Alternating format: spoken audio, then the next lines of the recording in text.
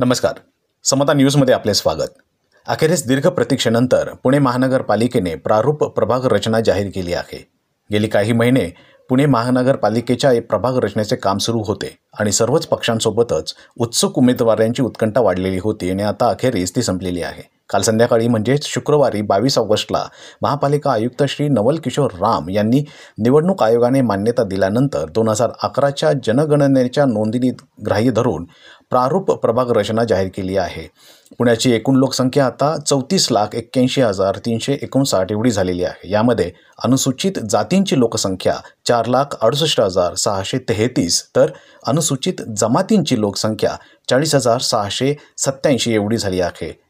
या प्रारूप प्रभाग रचनेमध्ये एकूण 41 प्रभाग असून 165 नगरसेवक असणार आहेत. यामध्ये 40 प्रभाग हे 4 नगरसेवकांचे तर 1 प्रभाग हा पुरंदर विधानसभा मतदारसंघातील काही गावे जोडली गेल्यामुळे व त्यामध्ये 2017च्या तुलनेमध्ये मतदारसंख्येत वाढ होऊन 1,14,970 मतदार झाल्यामुळे फक्त प्रभाग क्रमांक 38 आंबेगाव कात्रज हा 5 नगरसेवकांचा केलेला आहे.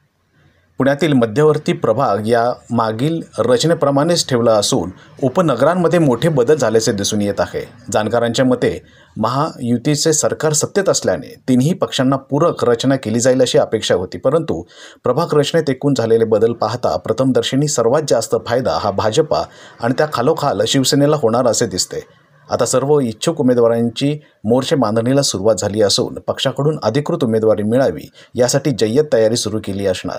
जर पक्षाकडून अधिकृत उमेदवारी मिळाली नाही तर संधी वाया जाऊ नये यासाठी प्लॅन बी म्हणजेच दुसऱ्या पक्षाकडून किंवा प्रसंगी अपक्ष म्हणून देखील उमेदवारी अर्ज भरण्याची तयारी उमेदवारांनी केलीच असणार.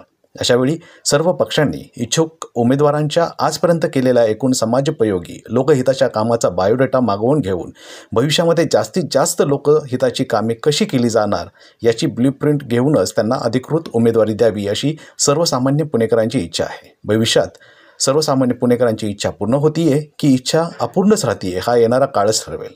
त्याचबरोबर प्रारूप प्रभाग रचनेमध्ये नागरिकांच्या काही हरकती सूचना असतील तर त्या लेखी स्वरूपात महापालिका आयुक्त श्री नवल किशोर राम यांच्याकडे निवडणूक कार्यालय अथवा संबंधित प्रभाग कार्यालयाचे मुख्यालय येथे सादर करता येऊ शकणार आहे. पुणे महानगरपालिकेने वर्तमानपत्रामध्ये तशी जाहीर सूचना प्रसिद्ध केलेली आहे. समता न्यूजसाठी मी तुळशीराम गोपाळा.